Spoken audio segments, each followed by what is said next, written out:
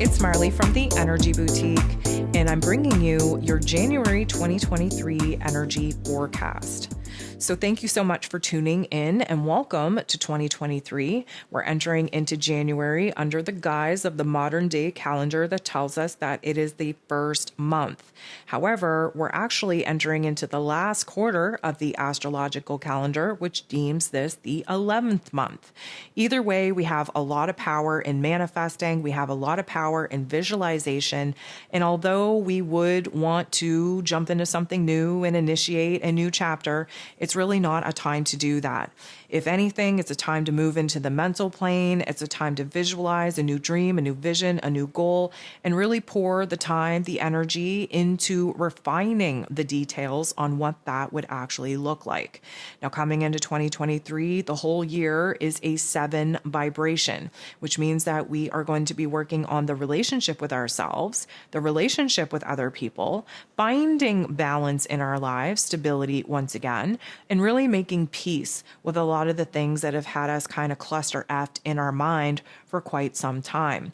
If you want to go more into depth on what 2023 has to offer, please listen to the energy forecast that I put out for the year ahead.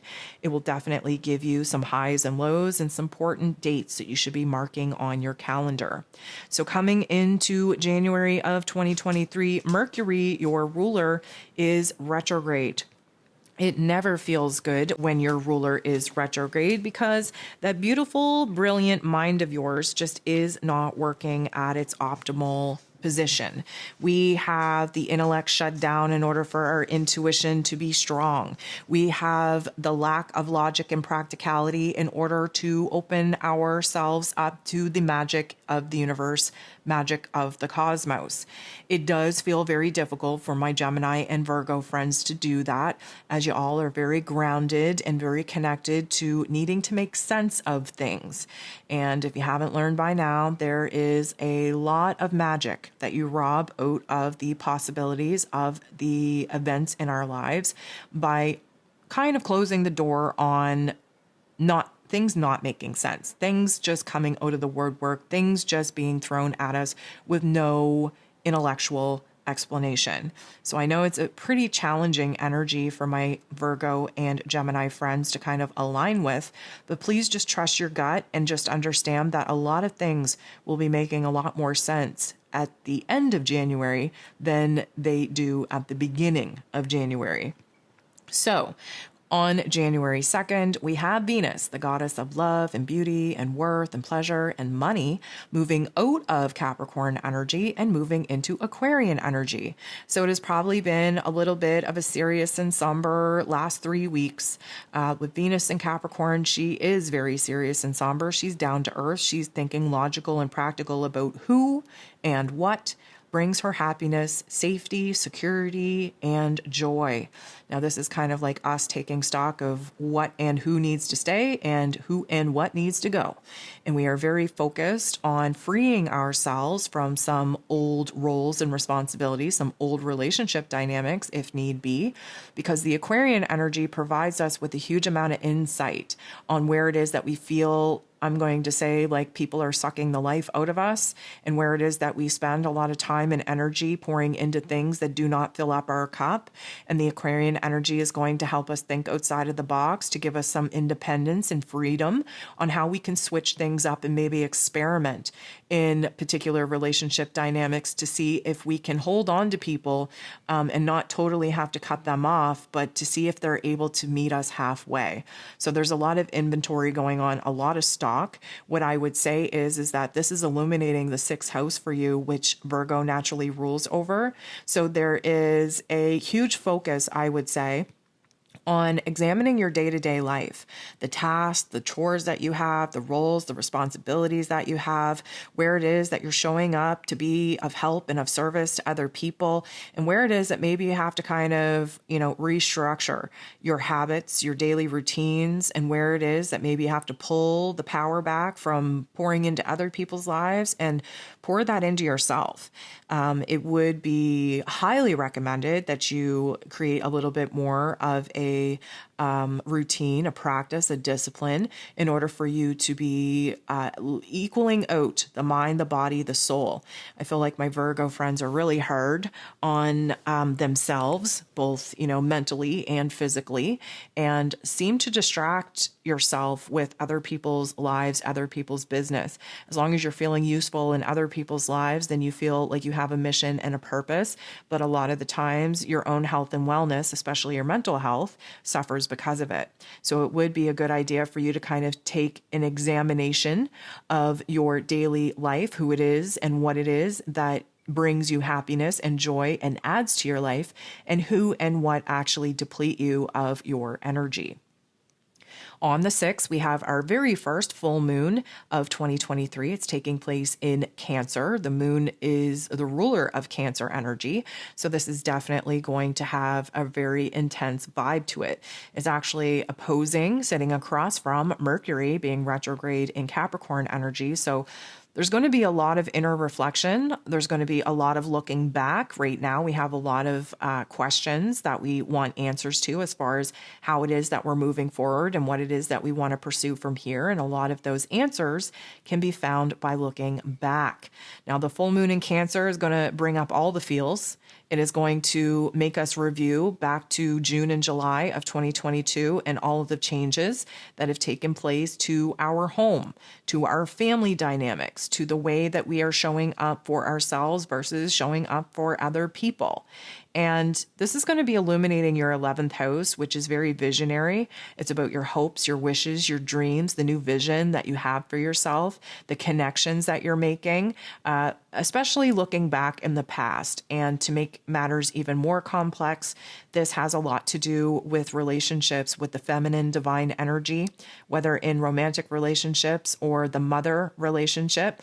There's a lot of aha moments that will come out of this particular time of introspection and reflection that will make a lot of sense and put your emotions and thoughts into perspective in looking back, but also change your energy, your perspective, and your understanding of how it is that you are planning to move forward.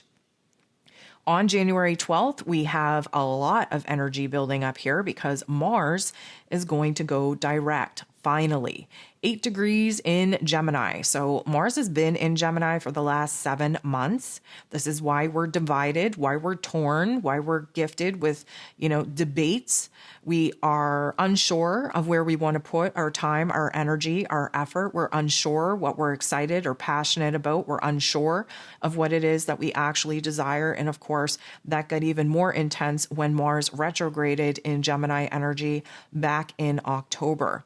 This has been an energy that has affected your 10th house of career, of roles and responsibilities, of karma, of your finances. And I would say that this is going to be a welcome shift for you because you're going to get the physical energy back that you've been lacking. You're going to get the drive, the motivation, the determination back, but you're also going to set your sights on new goals, I'm going to say, paths and directions in order for you to bring the passion, the excitement back into the realm of your career that you were excited about up until about 7 months ago, when it just got exhausting, when it got overwhelming, when you just had no want, need, or desire to continue to pour into that. My Virgo friends are so dedicated to their work that it is definitely not a good vibe when you lack the luster to give an F about doing your job, doing it good, and doing it right. So you're definitely going to have a lot of energy come back and really support you in renewing your excitement, your passion, your inspiration, your motivation, and determination where your career is concerned. Now, on the 18th, this is the day that you're going to be even more happier about because that is when Mercury, your ruler, goes direct at 8 degrees in Capricorn. You might have seen a correlation here between Mars and Mercury going direct, both at 8 degrees, one in Gemini, one in Capricorn. What this is the ability and the power to focus on what it is that we want to bring to life, what it is that we want to manifest. Mercury being in Capricorn energy is karmic in nature, is manifesting all of the things that we are focused on. And of course, Mars gives us the physical energy, the drive, the passion, the desire we need to actually bring something to life, dig deep within ourselves and physically exert ourselves out in the world in order to get what it is that we want. Now, Mercury going direct will definitely feel good on that beautiful, brilliant mental plane of yours, but it's going to feel even better in the heart space. Reason being, Mercury going direct in Capricorn energy is in this fifth house for you. The fifth house is the heart chakra. It is where creativity and love and romance and playful energy is housed. And because we've been in Capricorn energy, things have gotten a little bit heavy, a little bit weighted, a little bit somber, a little bit serious. And it would be nice to actually feel like we are alive, like we're excited about life once again, like we are coming up with creative solutions again, like we can tap into that playful energy again. And you're definitely going to be feeling that vibe, that jam on the 18th. Now, on the 20th, we have the sun moving into Aquarius energy. And Aquarius energy shines a bright light on the sixth house that we talked about earlier, where you need to reorganize and restructure your day-to-day life, where your routines, your tasks, your chores are concerned mostly, so that you can carve out some time for yourself. Now, we have the new moon in Aquarius taking place on the 21st, just hours after the sun moves into Aquarian energy. And it's taking place at 1 degree, 33 minutes, which is the exact same degree that the new moon in Capricorn took place on December 23rd. So what we get here is a clean slate. Karmically speaking, we are entering into a new 2-year chapter where we have to visualize what it is that we want to see for ourselves in 2 years and be able to break it down into small, manageable pieces. And these small, manageable pieces need to be focused on what it is that you are doing in the run of your day. That is where the magic and power lies for you, is all of the small things that you do in the run of your day is building towards this great big vision, this great big dream. So definitely take the opportunity to visualize what it is that you want for yourself, rearrange how it is that you can move throughout your day, completing all the tasks and chores that you're committed to, but still creating enough time and space to pour into yourself. So on the 22nd, we have Uranus, the great awakener himself, going direct at 14 degrees in Taurus energy. Now, Uranus has been retrograde for the past 5 months in Taurus energy, showing us where it is that we are deathly afraid of letting things go. Maybe you're afraid to let a certain routine go, a certain relationship go, a certain job go. Taurus energy is very connected to the physical realm, to the here and now. And Uranus just wants us to be open to change. And with him going direct, we do have to kind of expect the unexpected here. And we do have to understand that we are more, I'm going to say, open to making some dramatic changes, and we're easily able to adapt to those changes without as much resistance as we would have had even a couple of months ago. So Uranus gives us a bigger perspective on what needs to change in our physical realm, and this is illuminating your ninth house. Your ninth house is the greater, grander picture, having the spiritual understanding of the energetic connection that you are kind of transmuting from what it is that you're focused on to what it is that you pour your physical time, energy, and attention into, and how that kind of pieces together to create the greater, grander dream and vision that you're actively working to manifest. This ninth house is your higher self. So there's a lot of higher observations taking place. And I would say that there is some kind of interest in a new hobby, in a new topic, in a new theme. You may be taking an online course or returning to school. Education, learning about something, a new skill, a new talent that you can flip into, income in the future is probably going to be the change that is playing on your mind the most. And of course, dive into elevating and educating yourself whenever you can. The last thing we have going on is January 26th. We have Venus on the move again. This time she's moving into Pisces energy. So as you may know, Pisces energy is your opposite energy in the zodiac wheel. You both sit across from one another and you both represent the healing axis. Virgo energy focuses on healing the mental plane and the physical body, the physical realm, while the Pisces energy focuses on healing the emotional and spiritual realm. Now, Venus moving into Pisces is going to be illuminating your seventh house that Venus naturally rules over, and the seventh house is about relationships. So because Pisces energy is very emotional, very spiritual, about soul contracts, about our intuition, about the past, about the hidden realm of memories, of emotions, of thoughts, of ideas, there is a certain amount of releasing that needs to take place before we can actually heal and prepare to move into a brand new chapter that, of course, we will do when Venus moves into Aries energy. So what I would say is that, first of all, there's going to be a huge focus on healing some relationship dynamics. There is also going to be a huge focus on the relationship with yourself, because again, I think you distract yourself with other people's lives and businesses too freaking much in order for you to not have the energy to pour into yourself. But what I would also say is that this is a chance to kind of restore your faith and trust in other people again. This is a time for you to kind of soften the edges again, have those heart-to-heart conversations, find the beauty, find the happiness, the joy, the pleasure, and the smaller things in life again. Really throw yourself in the physical realm of pleasure where music and art, food is concerned. There's definitely some balancing issues that it's going to need a little bit of attention. First, making sure that your heart and your head are in alignment, then making sure that you are kind of making the effort to share your energy in a different way. And for many of my Virgo friends, that may mean pulling back on pouring into other people in order to pour into yourself.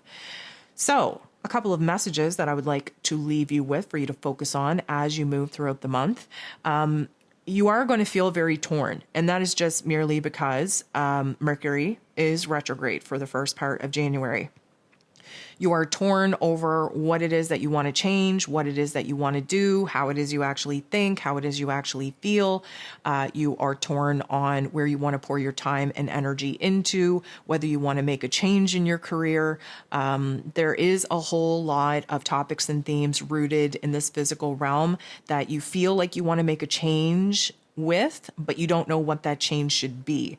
Again, may I remind you, this is a beautiful time to move into the mental plane and try to visualize a vision, a dream of your future self and get excited about it, because that is going to help you kind of decide when you're presented with a choice point in your physical realm. You just need to ask yourself, like, does this bring myself closer to or further away from my vision and from my dream? It does feel like the mental plane being shut down is probably your biggest challenge. Of course, Gemini and Virgos always suffer when Mercury is retrograde because there's a cluster F going on in your headspace that you can't make sense of. You don't like relying on your intuition and on your emotions without the intellectual statistics, data, and information in order to back that up. So you are feeling torn in that way as well. What I do know to be true is that the middle of the month is going to be a huge blast of energy for you to get back on track, for you to feel like yourself again, and for you to make a forward movement in expressing new thoughts, new ideas out in the world, to actually share yourself, your inner realm with some people that you deem to be of worth and value in your outer realm. But what I would say is that you're probably going to have a lack of clarity, the lack of understanding for the better part of January, which of course creates an inner conflict when your head isn't making sense of things and your heart is activating you and a little bit too much for you to handle. It does kind of feel like you are in a state of chaos that never feels good to my Virgo friends. But the conflict, the craziness, the chaos will resolve as we move into February. So Virgo, that's all that I have for you for this month. I hope you have a beautiful January, and we'll talk to you soon.